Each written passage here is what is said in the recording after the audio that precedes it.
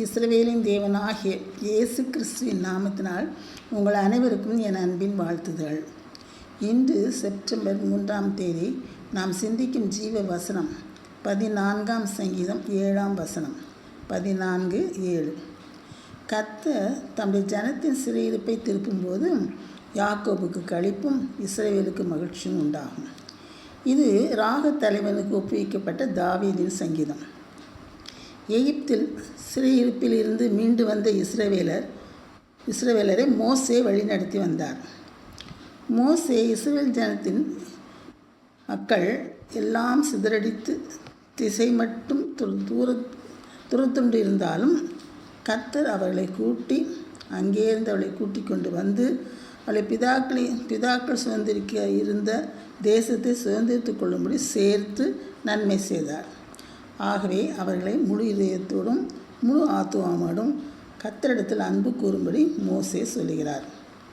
அப்பொழுது கர்த்தருடைய ஜனமாகிய இஸ்ரவேலுக்கு மகிழ்ச்சியும் யாக்கோபுக்கு களிப்பும் உண்டாகும் என்றார். இந்த சங்கீதம் 53ஆம் சங்கீதத்தினின்று சிறிது மாற்றம் மட்டும் கொண்டிருக்கும். 53ஆம் சங்கீதத்தில் இதே வசனங்களை பிரதிபலிப்பதை நாம் காணலாம்.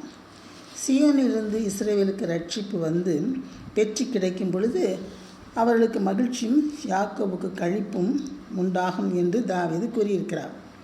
நாமும் கூட நாம் பெறும் வெற்றிகள் தேவனுடைய கிருபையால் கிடைக்கின்றது என்பதை எப்பொழுதும் நினைவில் கொண்டு மகிழ்ச்சியும் சந்தோஷமும் களிப்பும் அடைய வேண்டும். இஸ்ரவேல் ஜனத்திற்கு சீயோனிலிருந்து ரட்சிப்பு வந்தது. நமக்கு நம்முடைய கர்த்தராகிய இயேசு கிறிஸ்து மின்னுலகை விட்டு மண்ணுலகுக்கு தம்மைத்தான் தாழ்த்தி அடிமையின் ரூபம் எடுத்து சிலுவையில் அறையப்பட்டு இரத்தம் சிந்தி நமக்கு ரட்சிப்பை கொண்டு வந்தார். ஆகவே நாமும் கர்த்தருக்குள் எப்பொழுதும் சந்தோஷமாகவும் களிப்புடனும் இருக்க வேண்டும். நாம் நம்முடைய பாவங்களை அறிக்கை செய்து விட்டுவிட்டு நம் இலக்காகிய பரலோகத்தை அடைய வேண்டிய காரியங்களில் ஈடுபட வேண்டும். பாவமாகிய சிறையிருப்பிலிருந்து நம்மை திருப்பும் பொழுது நமக்கு சந்தோஷமும் மகிழ்ச்சியும் கொடுக்கும்.